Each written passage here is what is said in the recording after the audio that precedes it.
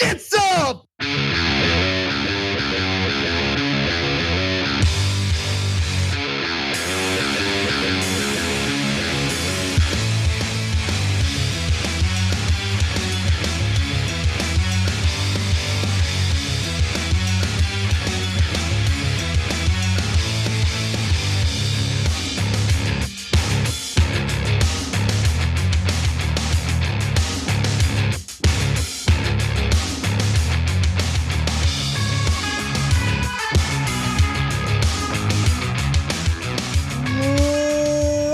Turks, Cenk, Uygur, and Kasparian with you guys on a lovely, lovely Tuesday afternoon. America advances. We advance, ladies and gentlemen. We're going to the round of 16. Okay, so it's not a sports show, but I do want to say USA, USA, USA. Okay, so having said that, now let's do the news. Well, we begin with some bad news coming from the Biden administration in response to a looming rail strike. So let's discuss. The Biden administration has called on Congress to intervene and stop a possible rail strike from occurring because it would hurt the economy and hurt his chances at re-election. Why do I say that? Well, Biden had a very different take on a rail strike that took place in 1992. But before we get to that, here's what Biden said. I'm calling on Congress to pass legislation immediately to adopt the tentative agreement between railroad workers and operators without any modifications or delay to avert a potentially crippling national rail shutdown. Now that national rail shutdown would cost the economy $2 billion a day, and it would obviously hurt Biden's chances at getting reelected. I now take you to a tweet by More Perfect Union that shows you where Biden stood back when he didn't have reelection looming. In 1992, Senator Joe Biden voted against ending a major rail strike. He argued that by intervening, Congress would be rewarding the railroad companies for years of bad faith negotiation. Yesterday, President Biden asked Congress to intervene to prevent a rail strike. And of course, Nancy Pelosi has already raised her hand and said, yes, sir, I will serve you, and more importantly, the corporate donors. And it's not just the rail employers here. Honestly, a monopolized industry, to say the least. You have two companies on each coast, essentially, in control of the entire market. But you have all of these other industries that are concerned about a rail strike leading to supply chain issues, which would of course hurt their bottom line. And so I'll give you more details on what Pelosi said in just a moment, but Cenk, what are your thoughts? Yeah, so first, let's do the establishment Democratic response to all of this. Like, oh, you progressives don't understand anything. Did you know that it'll cost the economy $2 billion a day if this happens? Yeah, we know. They're like, oh, the nuanced position is to immediately give the corporations what they want. Is it? Is that the nuanced position? Let me flip it back on you. Did you know that Biden can force and Congress can force the companies to take the union position? That's right, yep. They can force it either way. Yet no one in mainstream media talks about that. They don't say, hey, why isn't Biden forcing the companies to take the position instead of forcing the unions? No Democrat other than Bernie Sanders and of course progressives in the House are making it an issue at all. Establishment Democrats are like, of course you crush the unions and you help the corporations, what do you mean? They take it as such a given that their zombie followers have no idea. To be fair to them, to be fair to the zombies, they've never heard that in their entire lives. But they also don't care. I mean, those who provide cover for corporate Democrats who screw over workers in this country while campaigning as warriors for workers don't actually care about issues like this. They don't.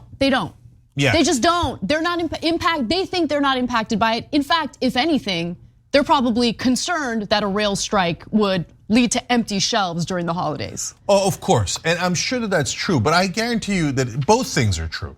That the people who are establishment Democrats, they're brainwashed by corporate media. They have no idea what the alternatives are. So right now, if there's an establishment Democrat watching, they're in the middle of Googling right now. Go, oh, there's no way that's true. These progressives are radicals, there's no way. And then by the way, when you're done Googling, come back and find out that we're the ones that are actually telling you the truth, okay? Yeah. So why does Biden choose the companies? Because it's not a choice between do you put $2 billion hole in the economy every day, or do you come out against the workers? No, there's a third choice, come out against the company. And by the way, their position is not that far. All the workers are saying is, just give us like 3. They want 4 paid days off. That's all they want. They've been negotiating between 3 and 4 days off, and the company's at 1. So we're talking about a 3-day difference, basically, right? So that's so easy to make the company do that. But no one in Washington would dare to even think of making a company do something. Whereas crushing the workers, that's Tuesday. That's literally every day in Washington, yeah. Cenk, real quick, look, the reason why I say that those who provide cover for the bad behavior of corporate Democrats don't actually care about the workers here is because look at the demographics and how they have shifted in the voting base of the Democratic Party. Who do they represent, right? Who do they mostly consist of? And they're highly educated, mostly like upper middle class individuals, right? And these are people who are more concerned about ensuring that Republicans don't have any power, which I share that concern, right? But at the same time, they're also concerned with ensuring that they provide the cover for Democrats. Their holidays are nice and comfortable. They get access to whatever it is that they need to buy for gifts for friends and family. That's what they're concerned about. These are people who are so far removed from what the average worker has to deal with. They don't know what it's like to not get 3 or 4 days off for a medical emergency, a family emergency. I mean, it is insane. Some of these workers don't get a single day off, paid day off if they get sick. I'll give you examples. Tony Caldwell, president of the Brotherhood of Maintenance of Way Employees, one of the unions that voted down the agreement that had been agreed upon between the White House and the employers here, said his members will not ratify a deal unless it includes more expansive sick leave benefits. The union is asking for 4 paid sick days and has not been offered any. We're talking about 4 freaking days out of the year. In the latest negotiations last week, the rail carriers stated that they were unwilling to negotiate over sick days, Caldwell said. Okay.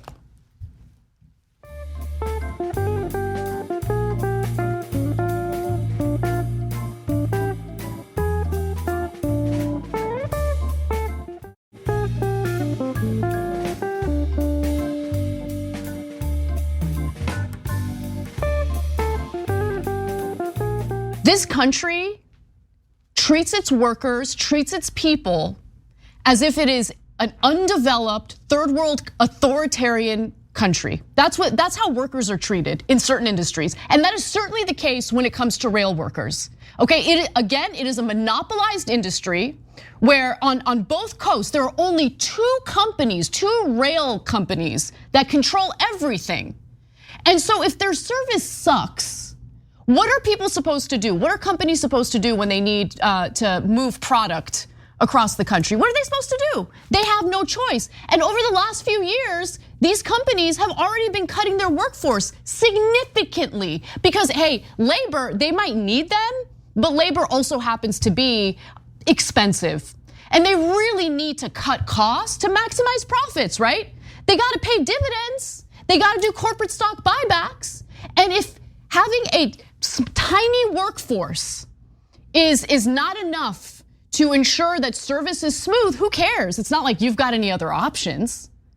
And that's why these workers are being overworked, and that's why these workers are not being given the minimal time off that they're asking for. Because they're expected to work overtime. They're expected to make up for the fact that these companies intentionally cut their workforce because they wanted to save on money that they were paying on salaries. Because instead of paying salaries, they could use that money to do the dividends and to do the corporate stock buybacks. That is how the sausage is made in this country. And people like Joe Biden, goons like House Speaker Nancy Pelosi, who love that corporate cash flowing into their coffers, oh, they will always provide cover for these corporations, for these greedy, disgusting companies that treat their workers like garbage. That's who Nancy Pelosi is. That's who Nancy Pelosi is. She'll go up there, she'll talk on the podium talking about how she cares about the children. I care about the children. I care about these people. And you don't care about anyone other than yourself, okay? The mansion you live in Northern California. I mean, the insider trading you engage in on a regular basis, that's who Nancy Pelosi is. The Democratic Party, mainstream Democratic Party, does not represent workers in this country. They used to in times past, they don't anymore. And then they wonder why young progressives don't like them. Yeah, and of course, again, if you listen to mainstream media, you wouldn't have heard none of that. When Pelosi announced that she was stepping down from leadership, every article was master legislator, one of the greatest legislators of all time. What an incredible working class Democratic hero. Absurd. She took over $1 billion in large money donations. She serves large money. Yep. Okay, that's 100%. Okay, now in this case, last two things here. Number one, the union should do something very simple, just as a matter of, at a minimum, as rhetorical framing. Hey, you know what? The companies are making some interesting points. Why don't we just take the same number of sick days as the executives have? What? Why did the executives get 2 weeks, 4 weeks, and we're allowed 0 days? Now, look, if you're asking me in reality, is that a little apples and oranges? Yeah, it's a little apples and oranges, right? But rhetorically, it's fantastic, and it sets up this incredible contrast. Wait, why does an executive get 3.5 weeks off, and the worker gets 0 days off? That doesn't make any sense at all, right? And it starts to focus the frustration on the executives as opposed to the workers, right? But that's why you'll never see it in mainstream media, because the executives are the oligarchs, and so everything is structured around serving corporate executives. By the way, they could do that on other issues too. Hey, look, you know what? I know profits are way up for the railroad companies. They made $20 billion in profits recently, so that's great news for everybody. So, well, you know what? Workers are going to be reasonable. We'll take the same percentage increase that the executives are getting. What? You guys have a problem with that? Why do you have a problem with that? That puts the onus on the executives to justify it, right? But you'll never see that anywhere in media. And by the way, that leads to the last point. You also oftentimes will not see that from union leadership. What do you see from union leadership? Surrender after surrender after surrender.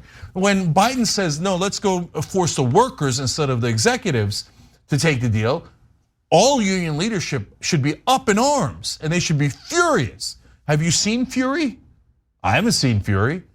What I see all the time from union leadership is, oh no, Joe, we got to take whatever the executives offer us and the corporations offer us, and the Democratic Party, you can't ask for anything. You just have to do whatever they tell you. Why? Why are you giving them millions? Corporations give them millions of dollars and they get everything they want. Union leadership gives them millions of dollars and gets a door slammed in their face and go, oh, we did such a great job. Did you? There's tons of discontent from people that are in unions with union leadership. Final thing I'll say, and I'm skeptical about this, and I want to be clear, but if this were to happen, it would certainly help the Republican Party outflank Democrats in terms of being further to the left on protecting workers. Senator John Cornyn tells reporters that he thinks there could be substantial Republican support for Bernie Sanders' amendment to give rail workers more paid sick leave. He's also suggesting it could possibly pass. Schumer responded to this by saying, we're working with McConnell to try to get something done and avoid a shutdown. So look, I don't know if there really is Republican support in stepping in to protect the workers here.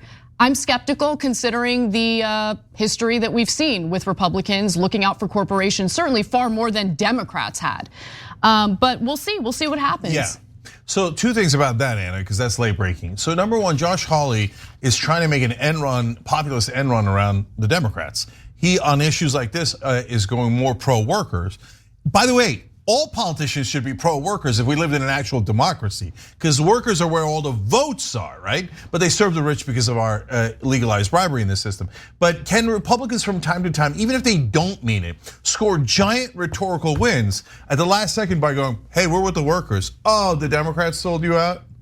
Now the Republicans are gonna sell you out anyway, right? Yep. But at least they're smart enough to play that rhetorical trick. Right. And then corrupt idiot Democrats get left holding the bag going, oh, we're the elitist party that is anti-worker. Oops. But oh, that's okay, we'll just get the mainstream media. Hey, CNN, New York Times, go out there and tell people how great we are. That act is wearing thin, man. I know you guys don't get it. You live in your bubble in New York and DC, and you think you have this whole thing figured out. polls have mainstream media polling at 7%. The country despises you and thinks your lies are full of crap. And it's you have to read 24 articles before you find out one that says, oh, by the way, they could force the companies to take a deal just as much as they could force the workers to take a deal. Yeah, and when it comes to anything having to do with labor, do not rely on corporate press. Labor they will knows, lie to you. They will. Flat they out will. lie to you. They'll either lie to you or they'll withhold information from you. Yeah, it's lying by omission. 100%. It's all in the framing. If you're watching somebody on cable news, they're almost certainly lying to you. All right, let's move on to the break, because the next story has a billion videos in it. It is, yes, the Kanye West appearance on Tim Pool's show. We've got a lot of thoughts about it, a lot of highlights or lowlights to share with you. Stick around. We'll be back with that and more.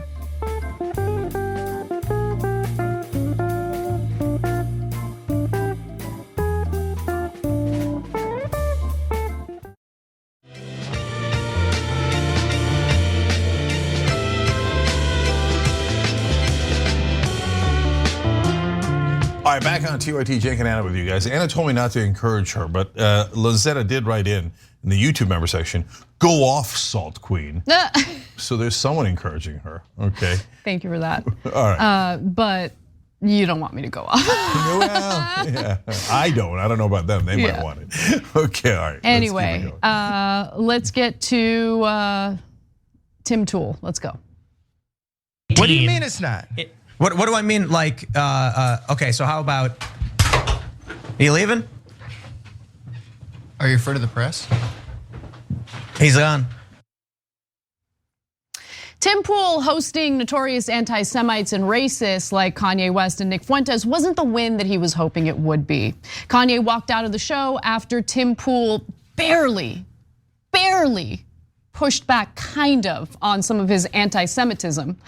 But he also spent some time sucking up to his hateful dweebs, and I wanna give you some examples of that. So why don't we take a look at the first video?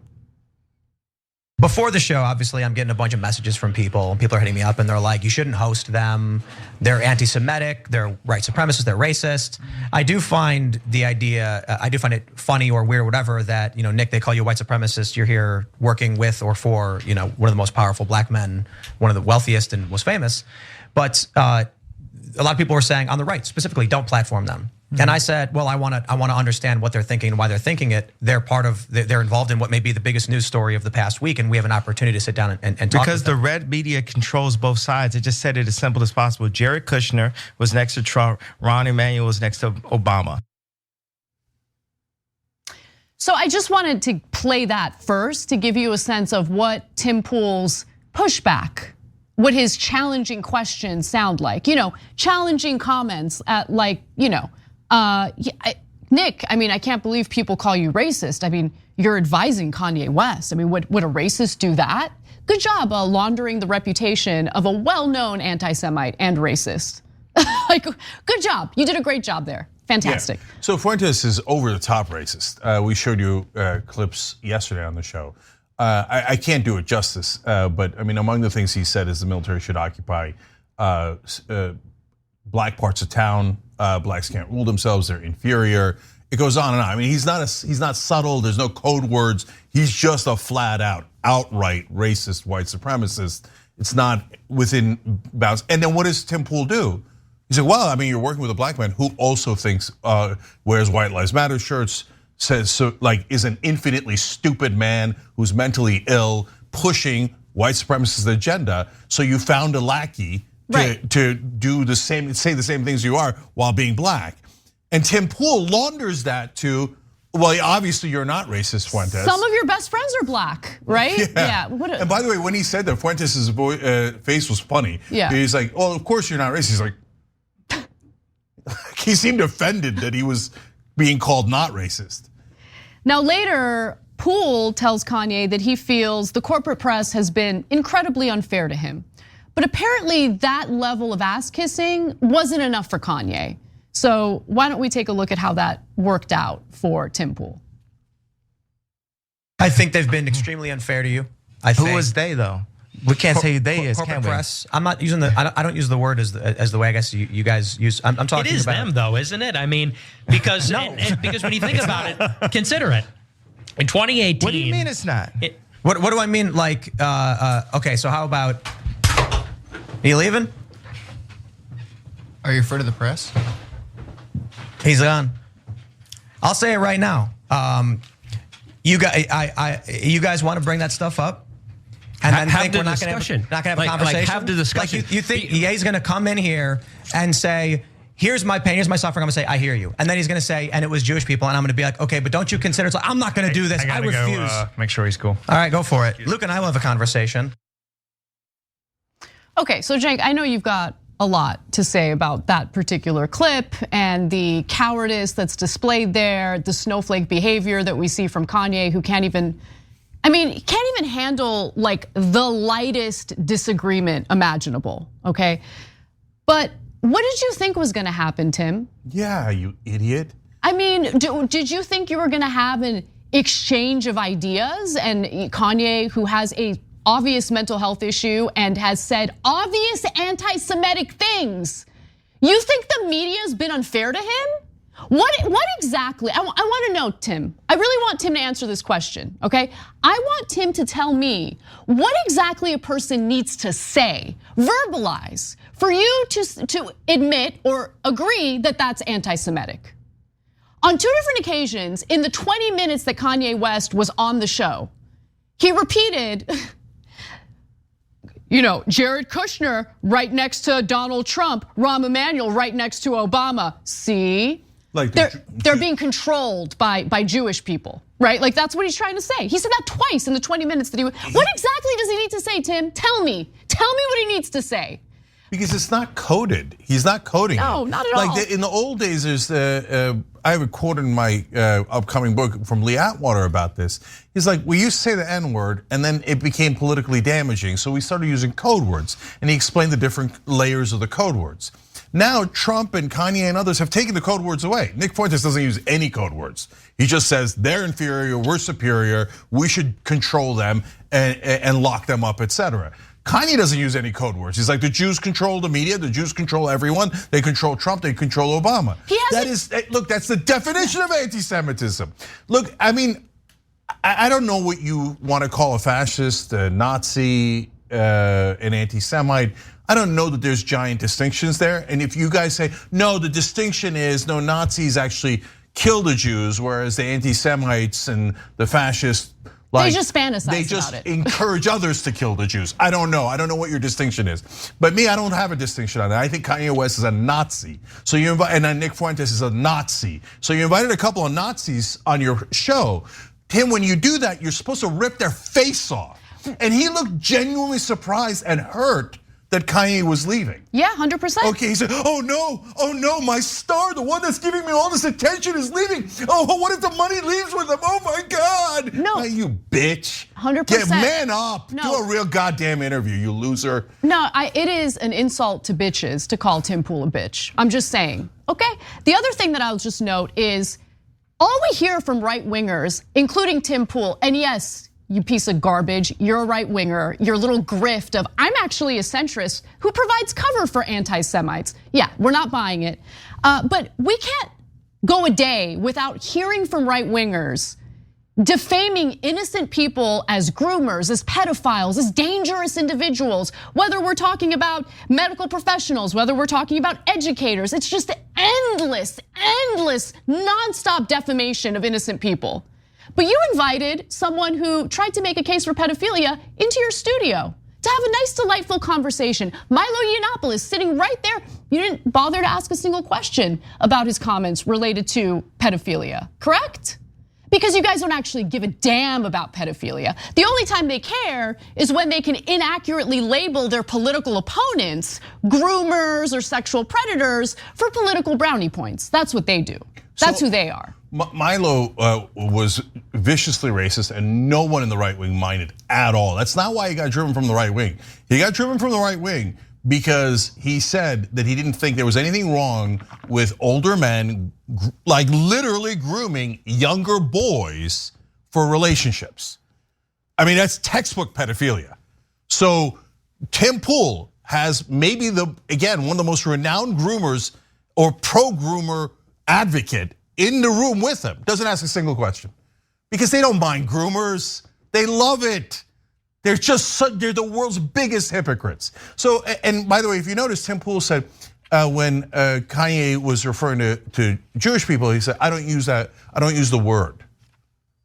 He's like, in other words, I agree with you on the press. I just don't use the word Jewish because he's got to have plausible deniability. Anyway, I don't care if Tim Pool's an anti-Semite or not. I don't care. Okay, and by the way, I don't mind platforming as long as you actually hit him, right? Instead, he comes in, he's like, oh, the press has been so unfair to you.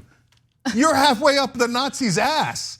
Is that the kind of interview you do? But I wanted to say one more thing about Kanye. I mean, you want to talk about bitches. So this guy, I mean, Tim Pool's sitting there slobbering all over you. But because he wouldn't say the Jews did it, exactly when you demanded that he say it, you walk out, you're that fragile. Yeah, he is. This guy walks around pretending to be a tough guy. Oh, it's the Jews, I'm so strong and brave. Oh, it's the Jews, hate, hate, hate. I'm so strong and masculine. My ass you are. You're the weakest bitch in America. The minute anybody criticizes you 1%, your hateful ass all of a sudden catches feelings. You're like, oh my God, I've been offended. Look at what you're saying about Jewish people. And you think they shouldn't be offended, but you're offended because someone else wouldn't be as anti-Semitic as you are. And you think that gives you the right to walk away. Kanye, unbearable. I've never been more right than when I said, how many years ago now? 5 years ago, that Kanye was the dumbest man in America. Well, I mean, the other thing I'll say about Kanye, and it came up repeatedly, again, during the 20 minutes he was on the show. He kept talking about how he was debanked, how he was, and look, this is my speculation, but it seems like he hasn't paid his taxes. No, it's not speculation, he said it. Yeah, I mean, he said it, but he says all sorts of insane things, right? But he didn't say, I didn't pay my taxes. He talked about his bank accounts being frozen, and because you haven't paid your taxes. You haven't paid your taxes. That's not the so-called Jews coming after you. That's you thinking that you get to be treated completely differently from everyone else, that you get to dodge your taxes, not pay what you owe the federal government.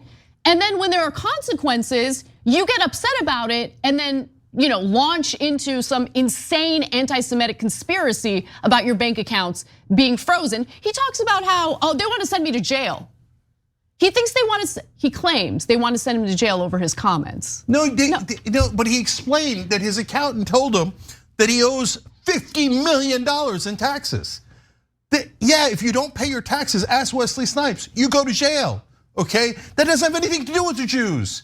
That has to do with you being a moron and a thief. Pay your goddamn taxes, then you won't have to worry about any of this. He's like, oh, what? I have to pay taxes like the average man? No, the average man should pay all of his taxes, even though he earns what? 1% of 1% of 1% of what I earn? We should take all that money from him, but I should be above the law and not pay taxes. And if you try to make me pay taxes, it's the Jews. No, you moron, it's you. I hope you do wind up in jail. I pay my taxes. Why don't you pay them, huh? Goddamn criminal. All right, the other thing I really want to bring up is after Kanye had already walked out, Tim Pool told on himself because apparently he was planning this conversation in a way that would have protected Kanye to some extent. And he discloses that. Let's take a look at what I mean and then we'll discuss. I said, this is gonna be a big issue. Before the show, obviously people are gonna bring up the questions of anti-Semitism. Why don't we talk about the news? I wanna hear what happened with this meeting. I wanna understand what Ye 24 is, and then we can do a longer conversation about any of that stuff. And Ye literally in the first 5 minutes says, no, I wanna talk about a group of people and point to them. Whatever, man. You wanna know why? Look, you're not gonna sit here and you're gonna walk out of the room. You're free to do so, man. But literally I said a couple sentences about, I don't think that's fair. Did I insult the man? I wanted you to promote your laughable presidential campaign. I want to talk about the news of the day with you. And then maybe later we'll get to that whole anti-Semitic thing. Maybe I'll ask you about that. I mean, look, these guys. It's so obvious. Every one of these ghouls and goblins tell on themselves nonstop. Back to the IRS thing, Kanye said in that segment, he's like, I don't understand numbers, so they were telling me. You claim you're a genius and you don't understand numbers. Cenk, he used to think he was more like Malcolm X, but then he found out he's more like MLK. Oh, are you? Yeah. Okay, I got news for you. You're more like a dumbass. Dumb. Kanye is dumb. Okay, get it through your thick skull, Kanye. Everyone around you is an ass kisser who's looking to rob you of your money because they think this is the dumbest guy in America. It's so easy to take money from him, and none of them are Jewish. It's all your best friends that are probably robbing you blind because they think this guy's so stupid. He doesn't understand numbers. Go ahead, be more anti-Semitic, you coward, you loser, you idiot. All right, well, let's move on to a different angle to the story, and it has to do with the dinner that Trump had with Fuentes and Kanye West.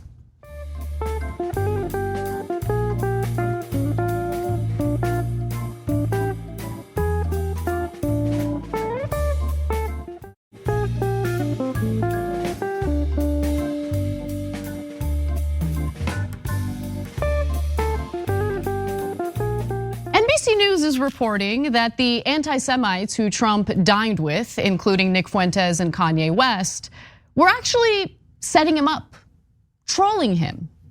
At least that's what the anti-Semites claim. Now, do we buy it? Let's get to the details and we'll figure this all out. Now, Trump received a lot of backlash, as we know, for having this dinner with these anti-Semites in the first place, and he immediately jumped to damage control. Now, Nick Fuentes, though, says this about the dinner. He told this to NBC News, quote, "We saw everybody in the dining room get up and start applauding, and then the president entered. He greeted us and he invited Ye into dinner, and Ye said he wanted to bring us with him to the table. So we walked in and Ye took some pictures with some of the guests in the dining room, and then we sat down at the table." Now, Trump apparently, according to this NBC News report, made sure they sat at his specially reserved table on the patio for all to see, according to Fuentes. Okay, well, we all saw, so congratulations on that. Trump advisors, though, who spoke to NBC, think that this is all part of a setup. Okay, so one longtime Trump advisor who doesn't have the cojones to go on record, who didn't want to go on the record criticizing his preferred candidate, said it was clear that Fuentes' presence was part of a headline-grabbing setup. The master troll got trolled, the advisor said. Kanye punked Trump. And that's your preferred candidate, the guy who got punked by Kanye West and Nick Fuentes? Okay, let me continue. As advisors to Trump have attempted to quell the backlash, some have insisted that the former president was essentially tricked by the rapper and his guests, a suspicion backed by Milo Yiannopoulos, the anti-Trump far-right provocateur who is now acting as a political advisor to Ye. Yeah, someone who defended pedophilia, serving as a political advisor. Great decision there. Now, Yiannopoulos said that he was the, quote, architect of the plan to have Fuentes travel with Ye in the hopes of slipping him into the dinner with Trump. The intent, according to Yiannopoulos, was for Fuentes to give Trump an unvarnished view of how a portion of his base views his candidacy. And so how do they view his candidacy? Yiannopoulos told NBC News this: "I wanted to show Trump the kind of talent that he's missing out on by allowing his terrible handlers to dictate who he can and can't hang out with. I also wanted to send a message to Trump that he has systematically, repeatedly neglected, ignored, abused the people who love him the most, the people who put him in office. And that kind of behavior comes back to bite you in the end." So more details on this, but I'm dying to know, Cenk, are you buying this? Do you think that this was a setup to troll Trump? So I'm not buying it 1%, not at all. Okay, but I agree with Anna. If it was true, then Trump is even dumber. So your Trump advisors are putting out to NBC News of all places, okay, saying, now remember, our boss is an idiot and didn't do any fact checking of who he was having dinner with, even though he's a former president of the United States and currently running for president. And he got tricked by Kanye West, who is obviously one of the dumbest people in the country. I mean, Kanye West in the Tim Pool interview said he doesn't understand numbers. Okay, so you got tricked by that guy? You got tricked by that guy, by the village idiot, right? And so how does that help your cause? But the reason I don't believe it is because Kanye is the village idiot. And so the idea of him tricking anyone, I mean, tricking Kanye West, the guy is like IQ is 7. It's not in the double digits. If you told him, hey, let's go trick, he wouldn't even understand what you're talking about. He's one of the most painfully stupid people I've ever seen in public life. Well, Milo's claiming he's the architect of So, this. okay, that's a little bit more believable. Milo is an evil guy, but not quite as dumb as Kanye or Trump, okay? Dumb enough to defend pedophilia on Rogan's podcast, but I Which digress. did get him banished until now, and Kanye's brought him back, and Trump has brought him back. Congratulations, you guys must be so proud, okay? And it does go along with the right wing promoting groomers, which, I mean, that's why Milo got driven out, because he did a pro-groomer segment on Rogan, okay? So anyways, but back to the so-called trick. How is this a trick? So you get Trump to seem like he's in cahoots with you guys. How are you going to win? How does that make you more popular? How does that make him less popular?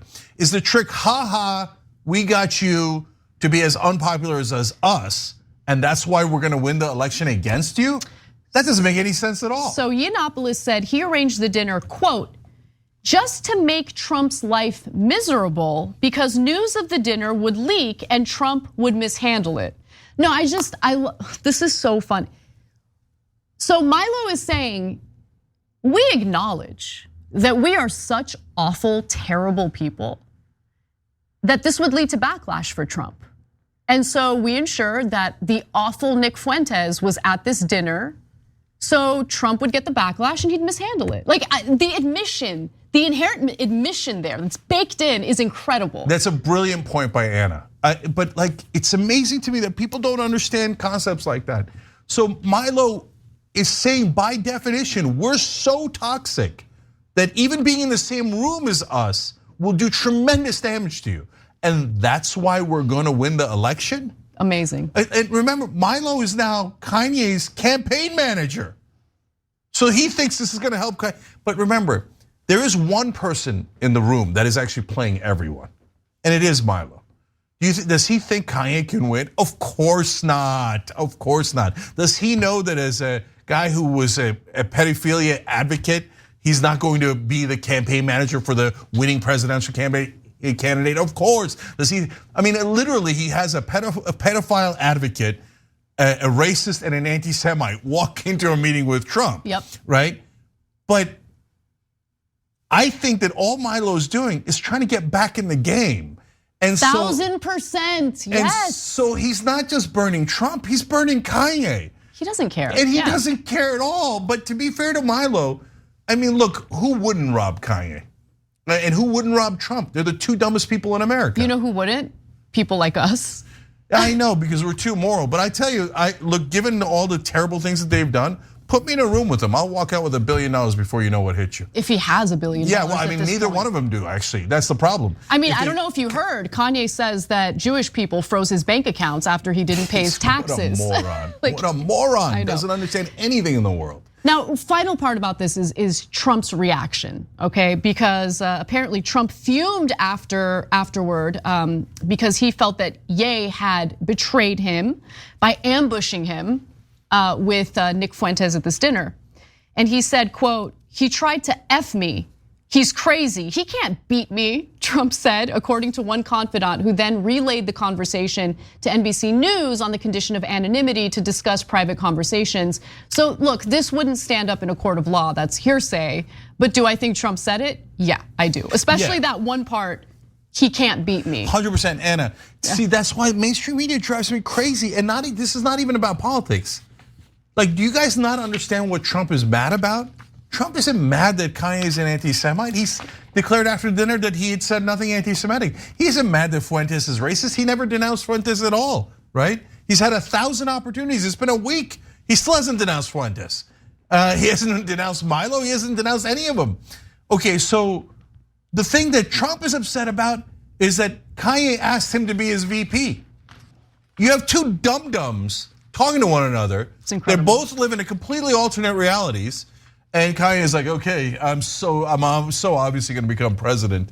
Trump, do you want to be my VP? And Trump, meanwhile, was like, oh, how dare you? Why? Because he's anti-Semitic and your daughter and he's like, how dare you think you're above me? That's what Trump's upset about. It's amazing. He said it, it's in the quote, it's in the quote in the story. Yet news writes it as Trump upset that he got punked by and didn't know that these guys were racist and anti-Semitic. Then why are you running cover for him? That's not what he said at all. He was upset because Kanye had a bigger ego than him. It's amazing, it really is.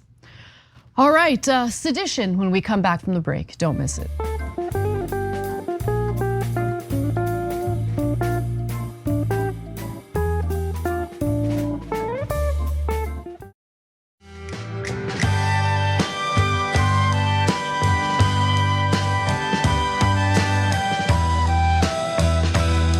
All right, back on TYT, Cenk, Anna, and Charles Ward and Joseph McCrae with you guys. Charles and Joseph, you guys are awesome. You're American heroes. Thank you for joining us. They hit the join button below the video on YouTube, but if you're on an iPhone or any kind of phone, you scroll down a little further to see the join button. Everybody else, tyt.com/join, and you know we're giving away $100 gift cards left and right for our members. All right, Anna. 2 members of the Oath Keepers have just been convicted for sedition.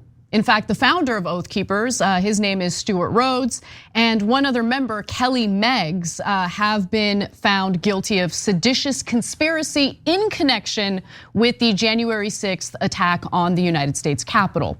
Now, for those who might have missed some of the details in the story leading up to this moment, I'll fill you in, starting with who Stuart Rhodes is and what he did.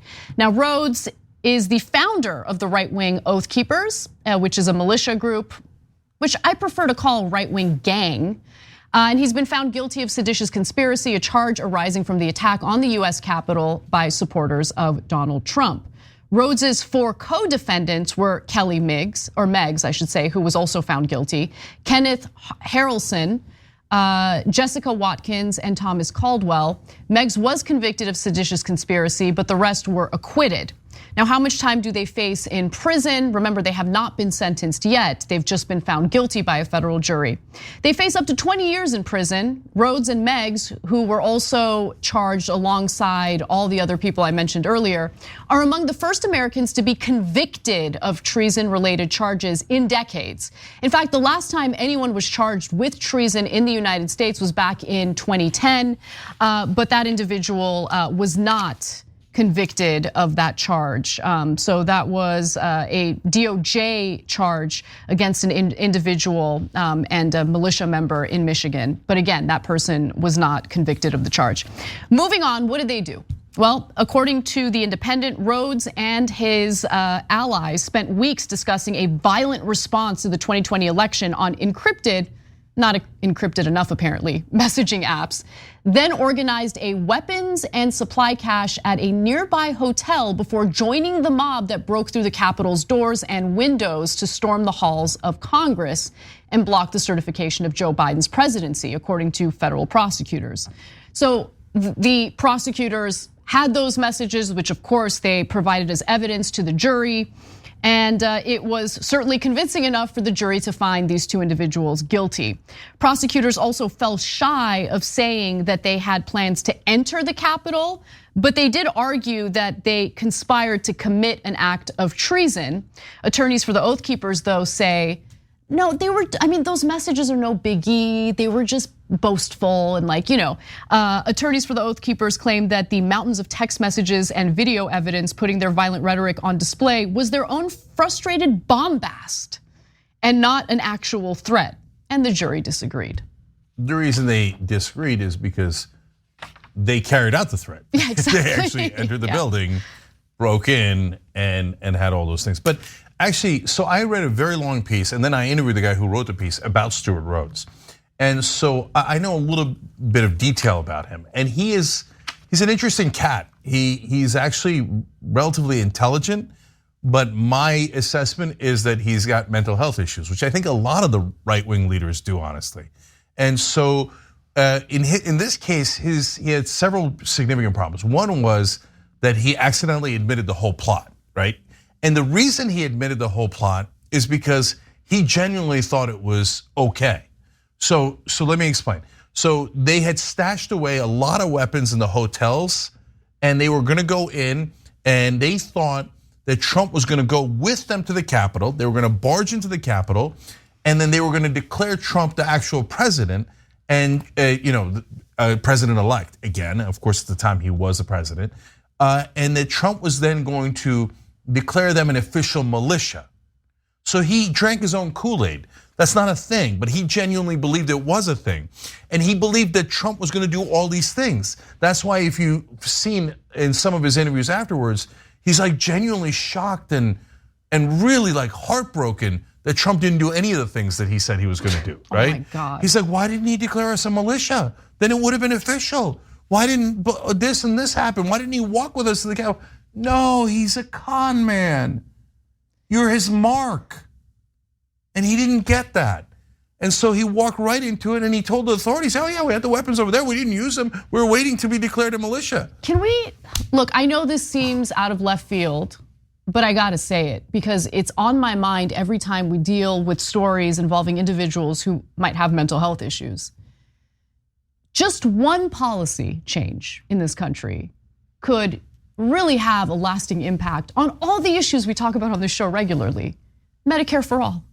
If everyone in this country could get the health care that they need, including mental health care that they need, maybe they wouldn't be victims to lies from con men.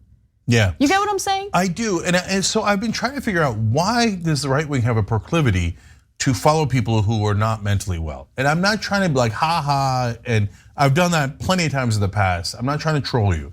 It's a real thing, okay? So Trump is obviously has significant mental health issues. He's a narcissist beyond anything anybody's ever seen. Sociopath, cannot relate to any other individual. Kanye West is obviously not mentally well. Roseanne Barr back in the day. Roseanne, what was that? Roseanne Barr. Okay, the French version of Roseanne Barr. Roseanne Barr. Anyway, Roseanne Barr, Ted Nugent, Glenn Beck has admitted that he goes on a gyroscope to try to heal his mental health issues.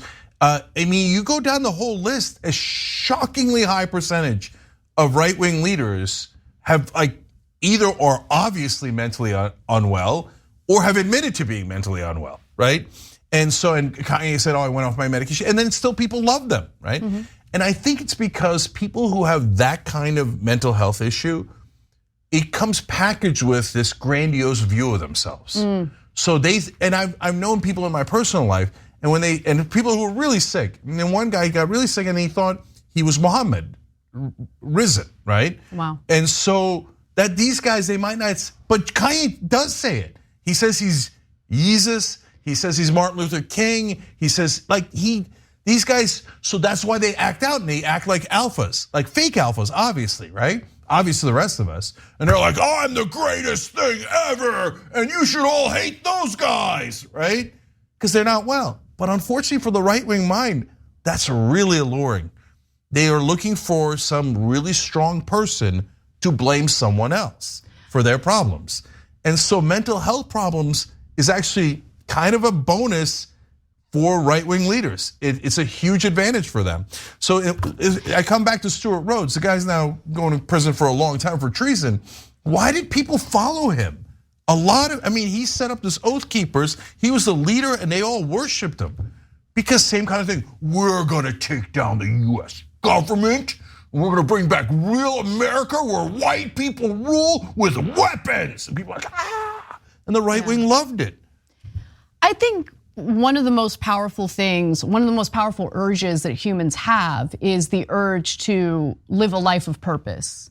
And in our current state, as workers experience the precarious nature of being a worker, the instability, the lack of power, they look for purpose elsewhere. And I think that's part of it as well. I think that they want to feel that they're having a lasting impact on this country. So that's part of it too. I think that's mixed into this toxic stew where people are getting manipulated.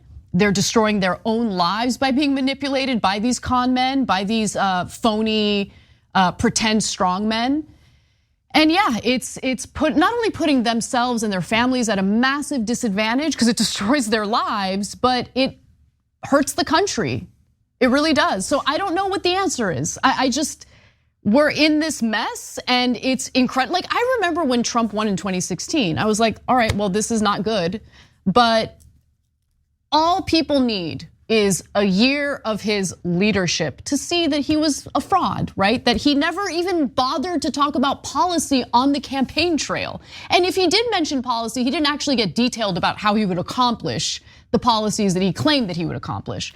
But no, as the years went on, his base fell more and more in love with him. And I still struggle to explain it, considering how much he actually hurt them in a lot of ways. Like the farmers whose livelihoods were destroyed by Trump's weird, aimless trade war, right? Like, it's just, I don't get it, but yeah, I don't know. So a lot of great points in there. So last couple of things here.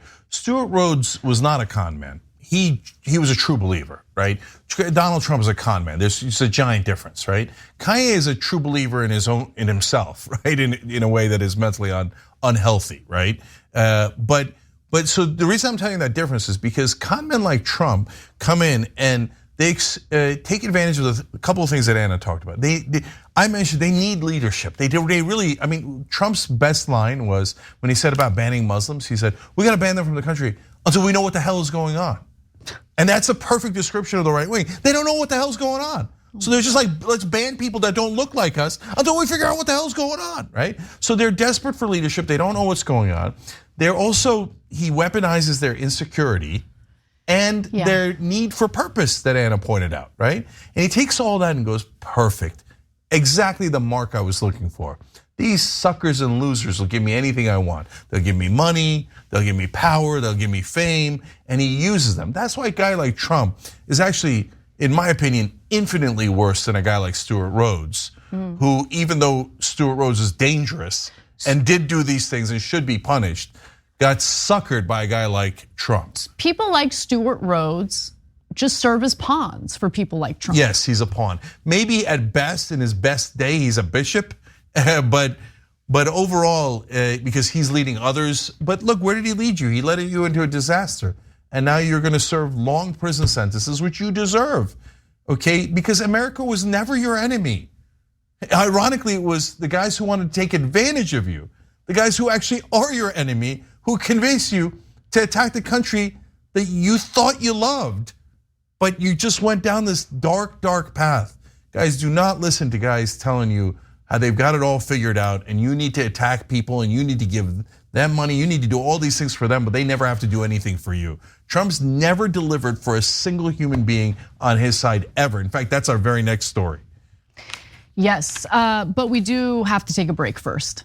So let's do that. When we come back, we're gonna talk about some former politicians who are speaking out against Donald Trump because loyalty only goes one way. They finally realized that once they had no power. And then later we'll talk about how Trump is upset with the federal judges and Supreme Court justices he appointed because they're not serving him as his personal defense attorney. So we've got that and more coming up. Don't miss it. We'll be right back.